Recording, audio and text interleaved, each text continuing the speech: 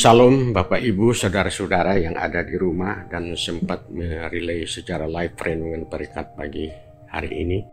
Dari saya Anan Parudani, salam untuk kita semua. Tuhan Yesus memberkati kita. Pada pagi hari ini kita akan kembali membaca sekaligus merenungkan firman Tuhan, dan kiranya Tuhan melayakkan kita memahami sekaligus melakukannya dalam hidup kita. Sebelum kita masuk dalam perenungan, kita berdoa kiranya Tuhan menyertai kita. Kita berdoa. Ya Tuhan Allah Bapa kami dalam surga, pagi hari ini kami datang mengucap syukur karena Tuhan telah membangunkan kami dari tidur kami dalam keadaan sehat walafiat, tak kurang satu apapun. Terima kasih Tuhan Allah Bapa, terima kasih Tuhan Yesus, terima kasih Roh Kudus. Dan dengan penuh pengharapan, kami mohon tuntunan Tuhan dalam kami menjalani kehidupan kami hari ini, bahkan hari-hari selanjutnya. Saat ini Tuhan, melalui renungan perekat secara singkat, kami akan kembali membaca dan merenungkan firman-Mu.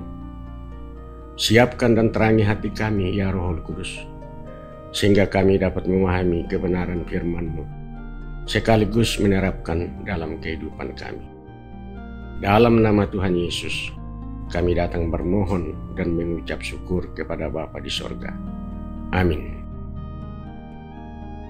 Saudara-saudara sahabat perekat yang diberkati Tuhan, pembacaan Alkitab yang saya persiapkan pagi hari ini hanya satu ayat yang terambil dari 1 Petrus pasal 2 ayat 21 yang berbunyi sebagai berikut.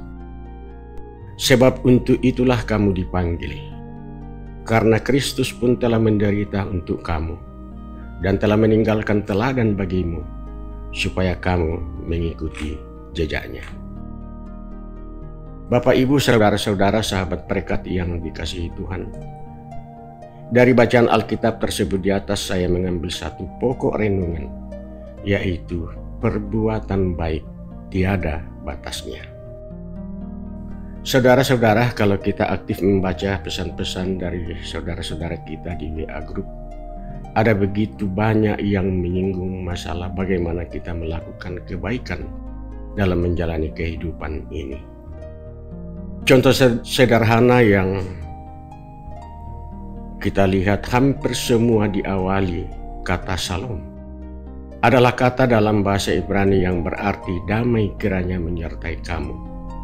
Dengan salam seperti ini kita telah melakukan sesuatu yang baik. Dan selanjutnya begitu banyak pesan yang trennya mengarah kebaikan. Setiap kita manusia selalu didorong untuk berbuat baik. Namun pertanyaan yang sangat penting adalah, apakah motivasi kita untuk berbuat baik? Pertanyaan ini patut direnungkan karena ada kemungkinan saja sering kita melakukan pekerjaan dan perbuatan baik hanya untuk mendapatkan pujian. Di sisi lain saudara-saudara, dalam perkembangan kehidupan saat ini kita dapat melihat bahwa orang-orang yang secara tulus hati bekerja dan berbuat baik justru diperlakukan tidak baik. Bahkan terkadang orang berkata cari-cari nama, mau dikata, dan seterusnya, dan seterusnya. Kalau begitu, patut juga kita bertanya kembali, untuk apa saya berbuat baik? Karena toh juga saya secara lahiriah menderita atas prasangka-prasangka yang buruk. Dalam 1 Petrus pasal 2 ayat 20, sebab dapatkah disebut pujian jika kamu menderita pukulan karena kamu berbuat dosa? Tetapi jika kamu berbuat baik, dan karena itu kamu harus menderita, maka itu adalah kasih karunia pada Allah. Dan selanjutnya pada ayat 21 seperti nas bacaan kita dikatakan bahwa sebab untuk itulah kamu dipanggil, karena Kristus pun telah menderita untuk kamu, dan telah meninggalkan teladan bagimu, supaya kamu mengikuti jejaknya. Saudara-saudara yang dikasihi Tuhan, hendaknya kita memahami betul bahwa perbuatan baik adalah sebuah teladan yang ditinggalkan Kristus bagi kita, supaya kita mengikuti jejaknya. Rasul Petrus memberikan penguatan kepada para budak karena mereka mengalami penderitaan dalam hidup mereka. Di dalam penderitaan yang menekan hidup itu, mereka bisa saja terdorong untuk melakukan kejahatan.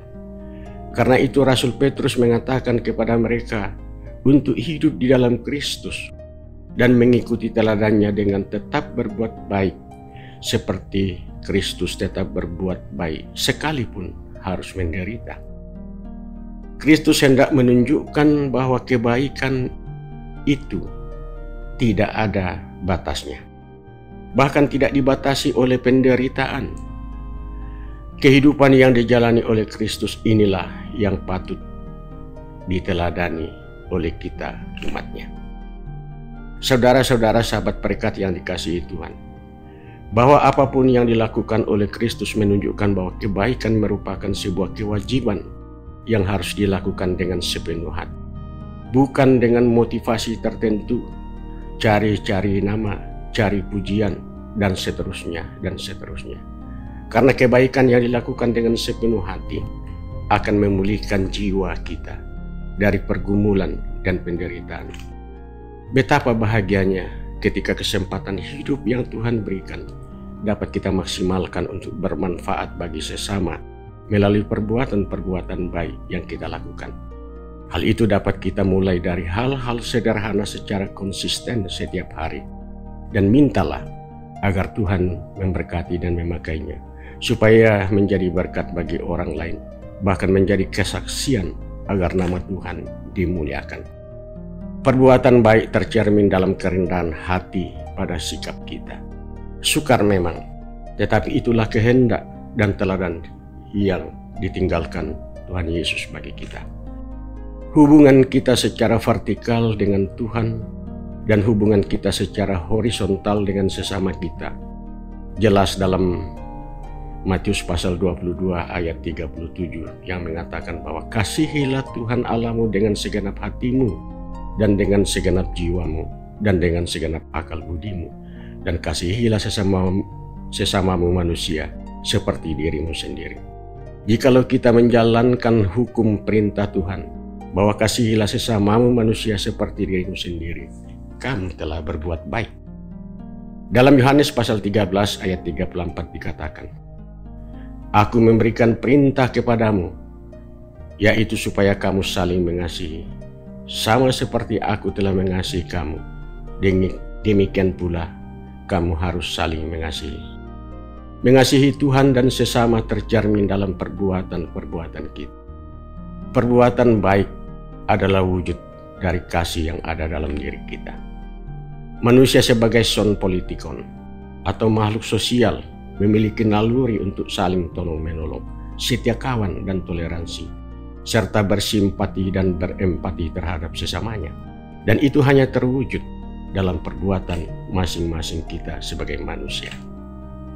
Ada kalanya perbuatan kecil dan tidak terduga bisa berbuah besar jika dilakukan secara ikhlas, apalagi jika terus-menerus dilakukan.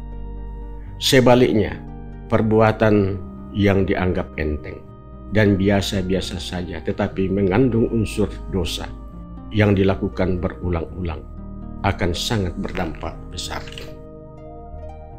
Dalam Alkitab begitu banyak ayat yang mengajak kita untuk berbuat baik. Bahkan firman Tuhan mengatakan agar kita mengasihi musuh kita. Kita percaya ayat ini tidak diartikan secara harfiah, tetapi secara rohani ayat ini bermakna, janganlah kita membalas kejahatan dengan kejahatan, tetapi kalahkanlah kejahatan itu dengan kebaikan. Hal itu dapat kita lihat dalam Roma pasal 12 ayat 21. Janganlah kamu kalah terhadap kejahatan, tetapi kalahkanlah kejahatan itu dengan kebaikan. Saudara-saudara yang dikasihi Tuhan, kita sebagai anak-anak Tuhan haruslah selalu dan terus berbuat baik, karena itu adalah perintah Tuhan. Kepada siapa? Kepada semua orang, yang artinya berbuat baik adalah sebuah kesempatan. Dalam Yakobus pasal 4 ayat 17, jika seorang tahu bagaimana ia harus berbuat baik tetapi ia tidak melakukannya, ia berdosa. Saudara-saudara sahabat berkat yang dikasihi Tuhan, pertanyaan selanjutnya adalah bahwa mengapa orang Kristen harus berbuat baik? Setidaknya ada 3 hal yang mendasari. Pertama, kita berbuat baik sebagai bukti iman percaya kepada Tuhan. Kita diselamatkan karena iman. Iman itu adalah sesuatu yang tidak kelihatan atau abstrak, tidak terlihat. Tetapi iman itu bisa terlihat dari perbuatan baik kita. Kedua, agar ada damai di hati. Orang yang taat firman hidupnya akan berbahagia. Dan ini adalah janji Tuhan, bahwa orang yang berbuat baik hidupnya akan berbahagia. Sebaliknya, yang berbuat jahat, berbuat dosa, maka tidak ada damai di hati. Yang ada adalah ketakutan dan kecemasan. Ketiga, agar hidup bertambah baik. Firman Tuhan katakan, berilah maka kamu akan diberi. Janganlah jemu berbuat baik selama ada kesempatan, karena pada saatnya kamu akan menuai. Dalam Amsal pasal 3 ayat 27, janganlah menahan kebaikan daripada orang-orang yang berhak menerimanya, padahal engkau mampu melakukannya. Saudara-saudara yang dikasihi Tuhan, mengakhiri renungan ini, saya ingin memberikan kesimpulan, semoga menjadi motivasi bagi kita dalam menjalani kehidupan ini, bahwa perbuatan baik tidak ada batasnya, dan itu adalah perintah Tuhan Yesus.